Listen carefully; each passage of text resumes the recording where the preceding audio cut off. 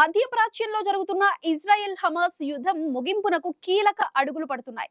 America అధ్యక్షుడు Donald Trump ప్రతిపాదించిన 20 సూత్రాల ప్రణాళికకు సర్వత్రా ఆమోదం లభిస్తోంది. ఇజ్రాయెల్ ఇప్పటికే అంగీకరించగా హమాస్ అధ్యయనం చేసి చెబుతామని తెలిపింది. అయితే ఈ షరతుల్లో ఆయుధాలు వదిలేయాలని అంశంపై హమాస్ అభ్యంతరం వ్యక్తం చేస్తోంది. ఇక ట్రంప్ ప్రణాళికలోని 5 కీలక అంశాలే ఇప్పుడు గాజాలో శాంతిని నిర్ణయించనున్నాయి.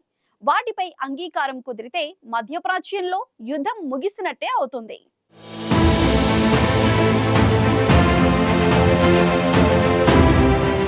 అమెరికా పర్యటనలో ఉన్న ఇజ్రాయెల్ ప్రధాని నెతన్యాహు అమెరికా అధ్యక్షుడు డొనాల్డ్ ట్రంప్తో భేటీ అయ్యారు. ఈ సందర్భంగా వారిద్దరూ ట్రంప్ ప్రతిపాదించిన 20 సూత్రాల ప్రణాళికపై చర్చించి ఉమ్మడి ప్రకటన చేశారు. గాజా యుద్ధాన్ని ముగించడానికి పాలస్తీనా రాష్ట్రాన్ని ఏర్పాటు చేయడానికి ఈ ప్రణాళిక రూపొందించారు. దీనికి ఇజ్రాయెల్ పూర్తి మద్దతిస్తామని చెప్పిందని ట్రంప్ తెలిపారు.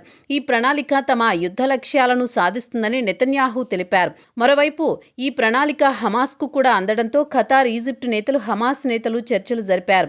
ఈ ప్రణాళికపై నిర్ణయం తీసుకోవాలంటూ ట్రంప్ హమాస్కు 3 నుంచి 4 రోజులు డెడ్లైన్ విధించారు.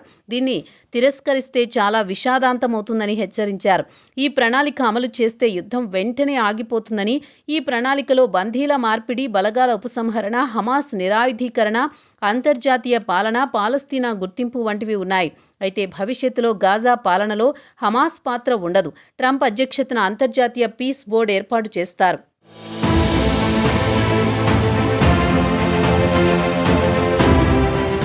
అయితే ట్రంప్ ప్రణాళికలో 5 ముఖ్య అంశాలు గాజాలో శాంతిని నిర్ణయిస్తాయి. మొదట కాల్పుల విరమణ. ఒప్పందం కుదిరిన 72 గంటల్లో హమాస్ బందీలు అందరినీ విడుదల చేయాలి. బతికి ఉన్న 20 మంది ఇజ్రాయెల్ బందీలు, 24 మృతదేహాలను ఇజ్రాయెల్కు అప్పగించాల్సి ఉంటుంది.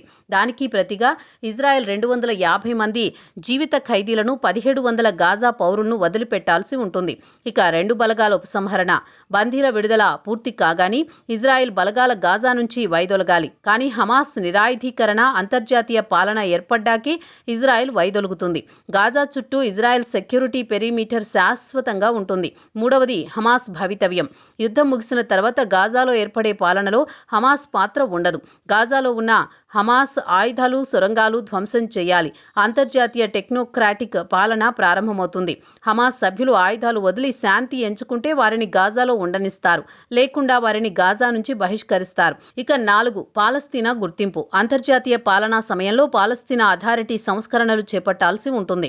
గాజా బాధ్యతలు చేపట్టి దేశంగా గుర్తింపు పొందుతుంది. ఇక 5వ ప్రణాళిక గాజాకు అంతర్జాతీయ సహాయం, గాజా పునర్నిర్మాణం. ఒప్పందంపై అంగీకారం కుదిరితే గాజా పునర్నిర్మాణం చేపట్టనున్నారు. జనవరి 19, 2025 ఒప్పందం ప్రకారం ఐక్యరాజ్య సమితి, రెడ్ క్రెసెంట్ వంటి సంస్థల సహాయంతో నీరు, విద్యుత్, ఆసుపత్రులు, రోడ్లు పునర్నిర్మాణం చేపడతారు. రఫా క్రాసింగ్ను 2 దశల్లో ఓపెన్ చేస్తారు.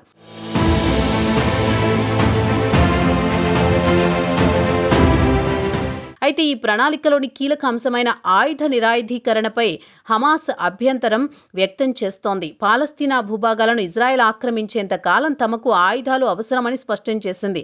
ఖతార్, ఈజిప్ట్ మధ్యవర్తిత్వంతో సోమవారం చర్చలు జరిపింది. ఈ ప్రణాళికను ఆలోచిస్తామని హమాస్ తెలిపింది. అయితే ఒకవేళ హమాస్ ఈ ప్రణాళికకు అంగీకారం తెలపకపోతే అమెరికా ఇజ్రాయెల్కు పూర్తి స్వేచ్ఛనిస్తుంది. దీంతో ఇప్పటికే ధ్వంసమైన గాజా పూర్తిగా అల్లకల్లోలమవుతుంది. పాలస్తీనా దేశం హామీ అమలయ్యే అవకాశం కూడా ఉండదు. ట్రంప్ ప్రణాళిక హమాస్ను బహిష్కరించి గాజాను రియల్ ఎస్టేట్ వెంచర్గా మార్చవచ్చని అనుమానాలు వ్యక్తమవుతున్నాయి. భారత్, చైనా, రష్యా సహా పలు దేశాలు ట్రంప్ ప్రతిపాదనలకు సమ్మతి తెలిపాయి. యూరోపియన్, మధ్యప్రాచ్య నేతలు స్వాగతించారు.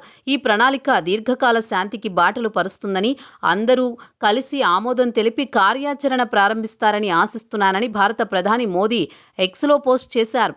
ఇక ఇప్పటికే గాజాలో శాంతి కోసం ఖతార్ ముఖ్య పాత్ర పోషిస్తోంది. మరోవైపు ట్రంప్ 20 సూత్రాల ఫార్ములాను అంగీకరిస్తున్నట్టు పాలస్తీనా అథారిటీ తెలిపింది. పాలస్తీనా ఏకీకరణకు సహకరిస్తామని స్పష్టం చేసింది. ట్రంప్ ప్రతిపాదనకు మద్దతు తెలుపుతూ Pakistan, Egypt, Jordan, Indonesia, Türkiye, Qatar, Saudi Arabia, United Arab Emirates సంయుక్తంగా ప్రకటన విడుదల చేశాయి.